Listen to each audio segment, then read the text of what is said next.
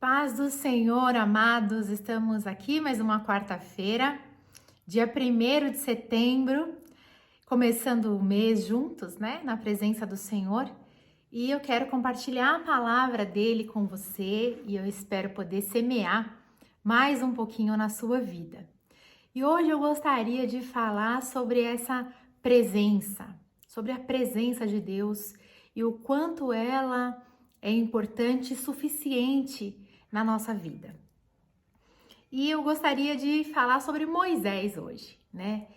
E Moisés, em vários momentos, ele se retirava, né? Ele ia ou para a tenda, ou ele ia para o monte, onde Deus ali chamava ele, ou para ele buscar a presença de Deus sozinho. E ele ia falar com o Pai, ele ia ali ter comunhão com o Senhor, buscar as respostas que ele necessitava, já que o povo que ele conduzia era um povo muito difícil, um povo muito murmurador, reclamão, e ele, à torta e direita, precisava ali buscar a direção no Senhor para que ele conduzisse aquele povo. E Moisés, então, ele sobe o monte.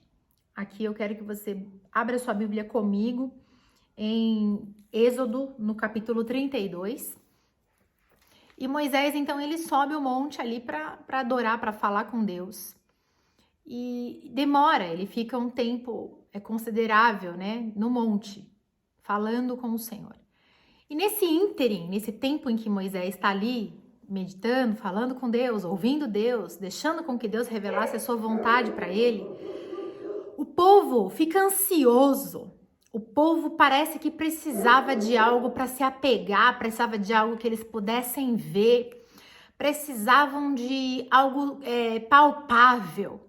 E eles começam então a clamar por um Deus físico, um Deus que eles pudessem realmente tocar, e começam a pressionar Arão, começam a falar na orelha de Arão, né? Começam ali a trazer pensamentos enganosos na cabeça de Arão e pedir para que Arão então lhes desse um Deus para que eles pudessem adorar.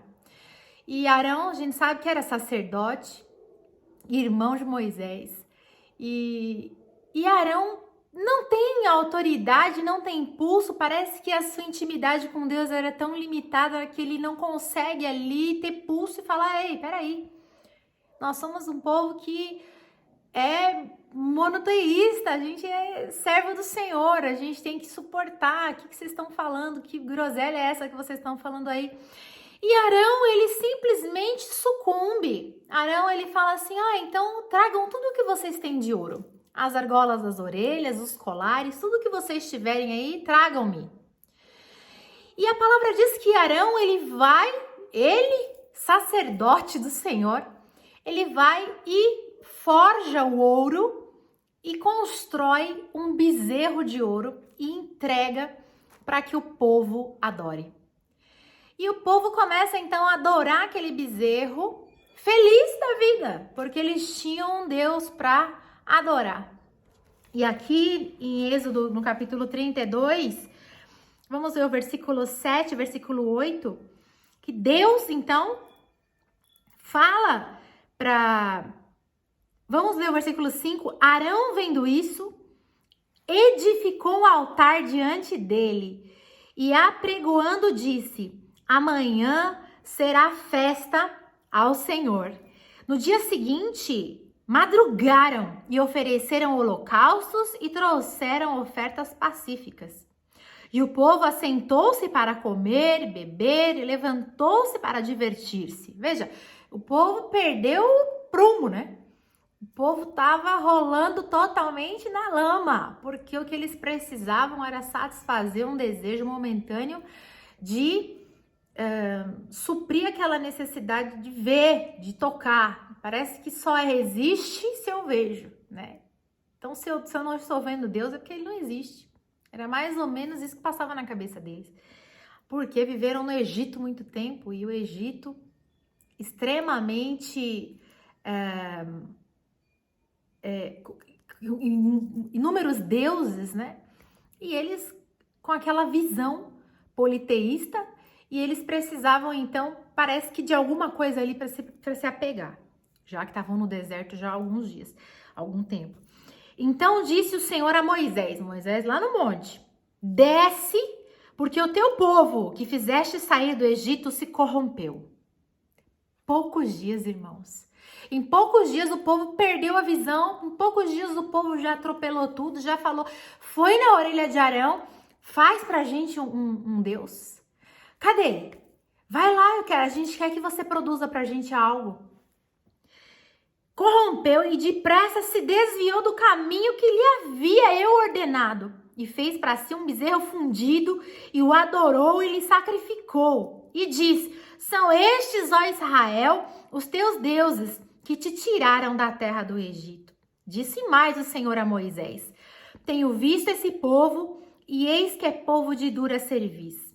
Agora, pois, deixa-me para que se acenda contra eles o meu furor e eu os consuma, e de ti farei uma grande nação. Veja que Deus aqui fica bravo, e Deus fala, tirei esse povo do Egito, eles constroem um bezerro de ouro, fala que foi ele que libertou eles de lá, eles oferecem holocausto, ofertas a ele, estão lá festando para esse Deus. O meu sacerdote que devia estar ali para colocar e vigiar, cuidar da adoração a mim, perdeu a visão, então eu vou corrigir eles. Eu vou vir e vou corrigir o meu povo. Eu vou vir com disciplina, vou consumi-los. Mas de você, Moisés, eu vou fazer uma grande nação, porque você é obediente, você é um servo bom e fiel. Moisés era um homem tão bom, Moisés era um homem que tinha o coração realmente voltado para o Senhor e que sabia da promessa do Senhor para aquele povo. E Moisés, antes até de descer, ele já faz ali a sua intercessão. E fala, Senhor, não faça isso. Não faça isso porque eles são o teu povo. Não faça isso porque eles são um povo chamado pelo Senhor, eleito pelo Senhor, que o Senhor tem um propósito na vida deles. E aí no versículo 14 diz, então se arrependeu o Senhor do mal que dissera havia de fazer ao povo.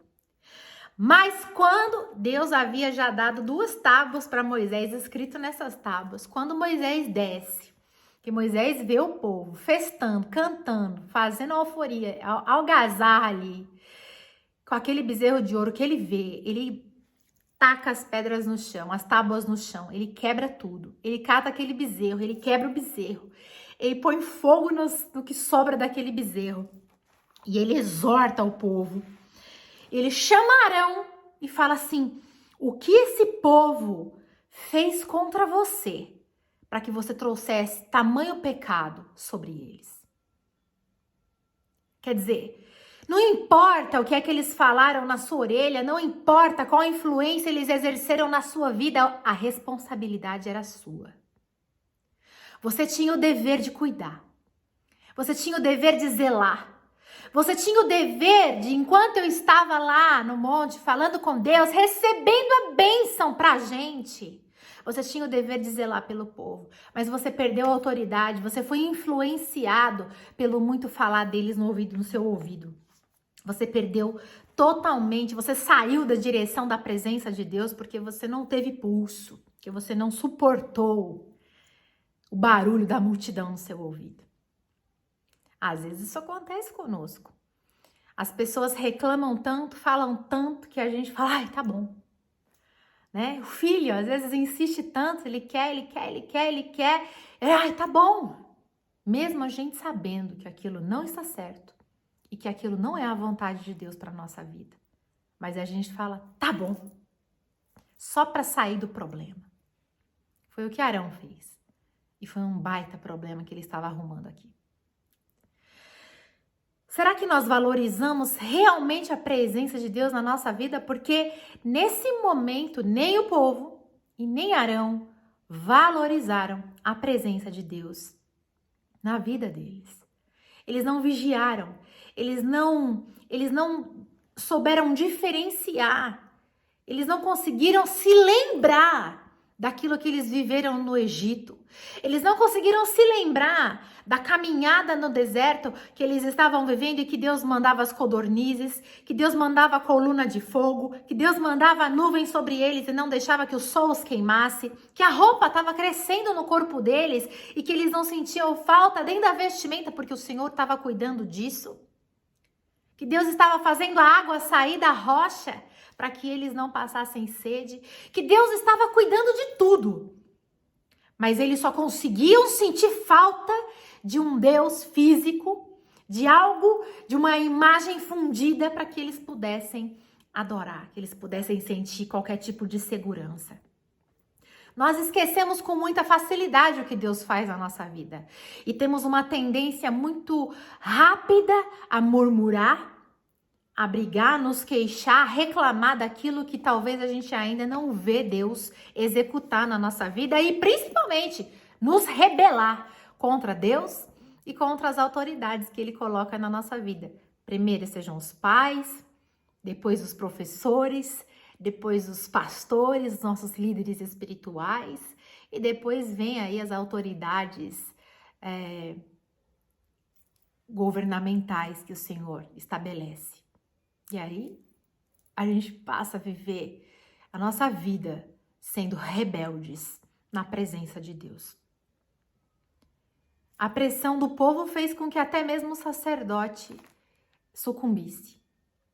Sabe, não é fácil ser firme. E ser firme desagrada as pessoas. Desagrada até a gente, né? Quando você precisa fazer uma dieta, no primeiro, no segundo dia você vai, no terceiro dia você vai, no quinto dia você tá desesperado que você quer furar a dieta. E aí você fala, não, eu tenho que ser firme. Mas você quer, na primeira oportunidade, deixar aquilo pra lá e sacanear você mesmo, né? E aí você fala, mas ninguém tá vendo. Mas quem é que precisa ver?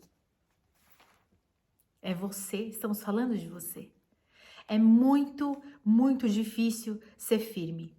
É muito difícil suportar as dificuldades, mas é necessário que você suporte as dificuldades, que você suporte as pressões, que você suporte qualquer coisa que venha fazer com que você desvie do propósito de Deus na sua vida.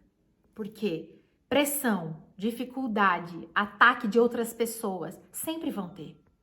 E se você não aprender a suportar firme, você vai sempre sucumbir. Sempre, não aguentei, não suportei. A culpa é do fulano, a culpa é do Beltrano. Porque Arão ia jogar a culpa no povo. E o povo jogar a culpa em quem? Em Moisés, que demorou demais um monte. E se Moisés não fosse firme, ia falar que a culpa era de Deus. Você é firme ou não é, meu irmão? A responsabilidade é sua, não é? E ou você assume para você e fala, a presença de Deus vale mais para mim. E por isso eu vou ser firme. E por isso eu vou dizer não quando eu tiver que dizer não. E por isso as pessoas vão ter que amargar o sabor do não. Porque eu preciso suportar. E eu preciso resistir. Mas ninguém vai me desviar ou me afastar do propósito de Deus. E essa responsabilidade é sua. Ninguém pode ou deve te afastar do propósito de Deus. Aí, segue comigo para Êxodo, no capítulo 33, no versículo 15, que diz assim, ó. Então disse Deus a Moisés, né? Ô, irmãos, antes nós vamos ler o 1 do 33.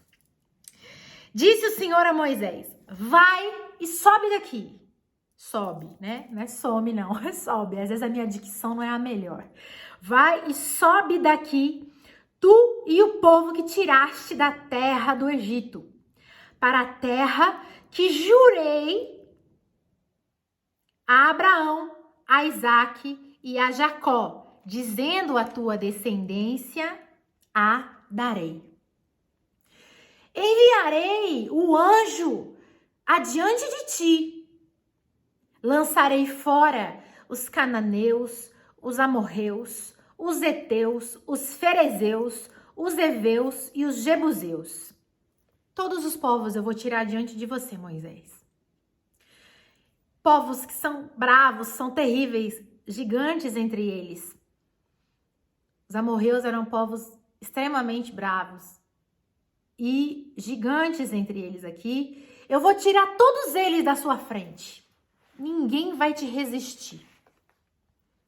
Vou mandar o anjo à sua frente. Sobe para uma terra que mana leite e mel. Uma terra maravilhosa. Nada vai faltar. Eu prometi essa terra a Abraão, a Isaac e a Jacó. E eu tô te entregando ela, Moisés. Leva esse povo, murmurador, contendedor e idólatra, que se levantou contra mim. Mas Moisés ficou tão bravo, antes de eu chegar aqui, Moisés ficou tão bravo quando ele viu aquilo, que ele chegou, botou ordem, deu uma esfrega na vida de Arão, né? Que onde já se viu, você não se posicionou. E ele fala, eu quero ver os homens que estão comigo, levantem-se. E se levantou o povo, a tribo de Levi principalmente. E ele falou, muito bem, então peguem espada e passem agora sobre aqueles que se levantaram adoradores de Baal. E eles passaram a espada contra os seus irmãos, seus próprios irmãos. E a palavra diz que 3.000 homens morreram à espada dos seus próprios conterrâneos naquela noite. Porque não houve liderança, porque não houve vigilância, porque não houve visão diante daquilo que Deus já havia estabelecido, diante da fidelidade de Deus, da lealdade a Deus. E aí Deus falou para Moisés, falou, vai para essa terra que eu prometi, porque eu vou te entregar. Vai para essa terra porque eu vou levar esse povo. Mas eu não vou subir com vocês. Eu não subirei no meio de ti, porque és povo de dura cerviz, para que te não consuma eu no caminho. Olha só o que Deus falou. Deus falou, vai, leva o povo, eu vou cuidar de vocês. Não vai ter povo que resista a vocês. A terra é boa, a terra mana leite e mel, mas eu não vou com a minha presença no meio de vocês. Tudo tem consequência, não é não? Tudo que a gente faz tem consequência. E Deus falou para eles, eu vou dar a vitória, eu vou com vocês, eu vou dar vitória a vocês, mas eu não vou com vocês. A minha presença não vai com vocês. E aí eu te pergunto, será que vale a pena ter o que a gente deseja, mas não ter Deus com a gente? Será que vale a pena alcançar o que a gente tanto desejou? Será que vale a pena alcançar o que a gente tanto orou, se Deus não for com a gente?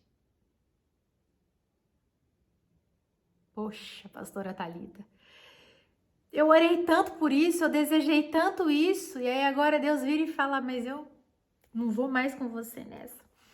Minha presença não vai mais te acompanhar. Mas por que, Deus? Porque você é povo de dura cerviz. O que é povo de dura cerviz? É porque eu falei, vocês desobedecem. Eu falo, vocês teimam. A minha palavra não basta para vocês. Sempre tem que ter um intercessor. Sempre tem que ter alguém clamando por vocês. Porque eu falo e vocês desobedecem. Vocês ficam teimando comigo. Eu falo, filho, vai, filho, eis aqui o meu caminho aplanado para você. Filho, vem aqui que eu quero te responder coisas grandes e firmes que você ainda não sabe, te anunciar. Tá sempre bicudo, bravo, teimando com Deus.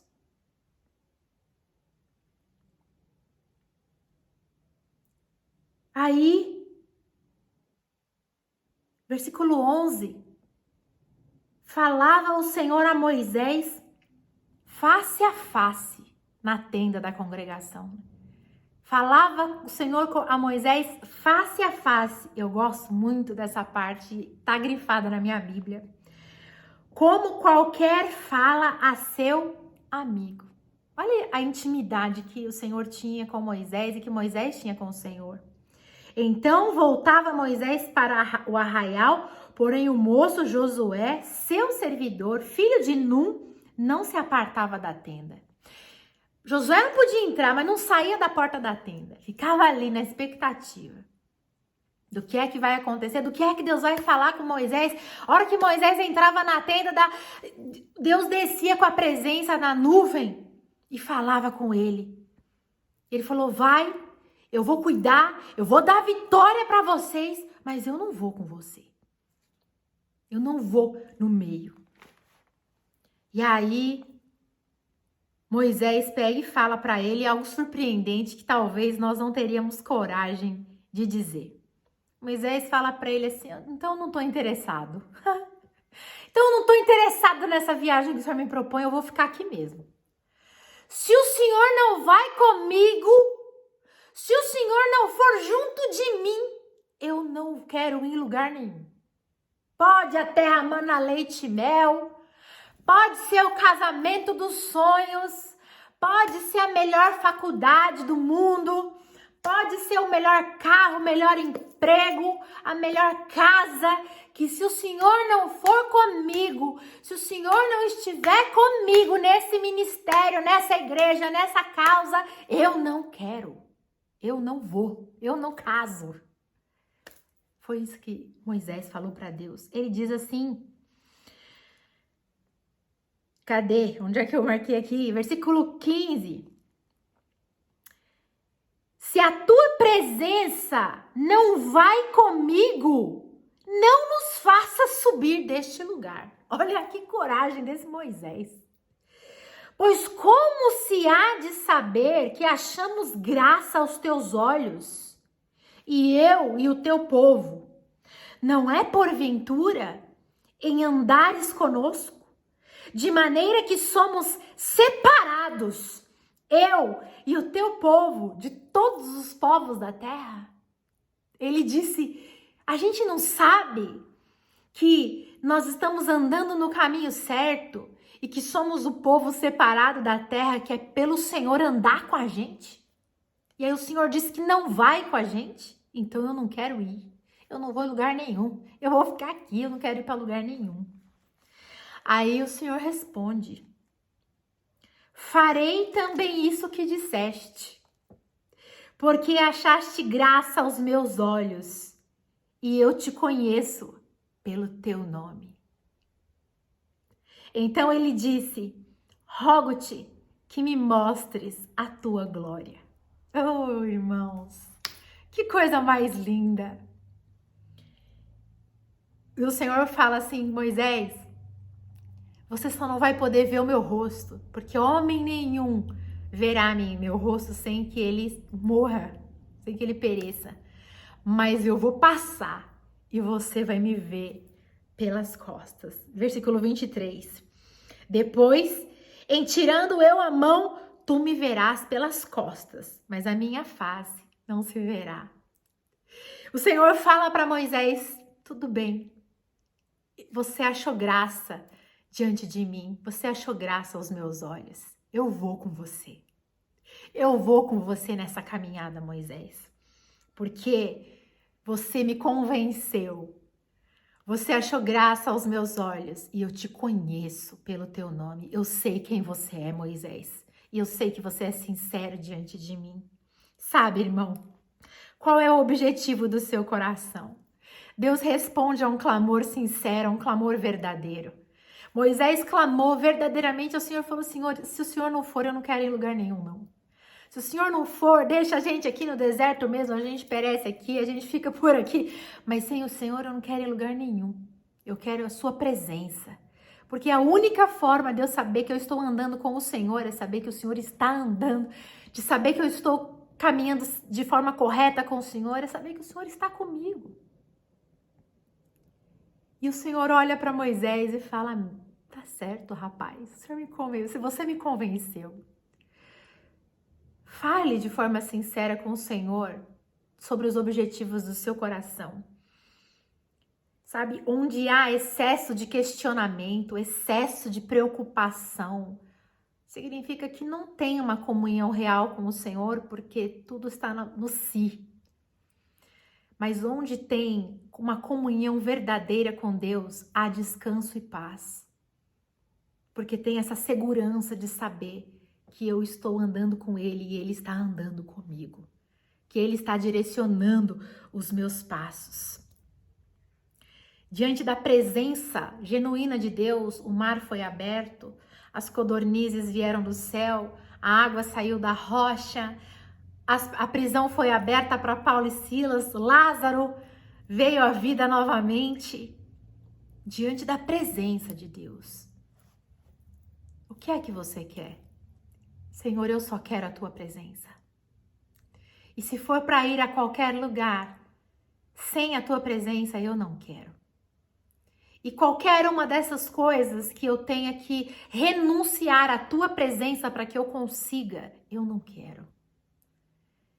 E eu quero ser forte o suficiente para que eu não seja convencida por nenhuma voz para construir nenhum bezerro de ouro e assim eu afaste a sua presença da minha vida. Porque tudo que me basta é o Senhor. É servir o Senhor Jesus de todo o meu coração e ter a convicção de que a tua presença me basta. Em Marcos 16, 17, o Senhor Jesus disse que aqueles sinais, os sinais que ele fez, nos acompanharão. E que nós faríamos obras, as obras que ele fez e obras ainda maiores. Eu creio nisso. Eu creio que nós somos essa geração e que os sinais de Jesus nos acompanharão e que nós somos a geração que realizará obras ainda maiores no nome dele. Mas para isso, nós precisamos da presença todos os dias, estar na presença do Senhor. No nome de Jesus Cristo, que assim seja. Que Deus te abençoe, que essa palavra tenha caído no solo fértil do seu coração. Compartilhe esse vídeo com mais alguém, deixe o seu comentário aqui, que você possa interagir comigo e que nós possamos mutuamente crescer no nome de Jesus. Deus te abençoe, ósculo santo! Até semana que vem, se Deus quiser. E domingo tem o nosso culto ao vivo, ali pelo Instagram, @Igreja Maranata Atibaia. Até semana que vem, se Deus quiser.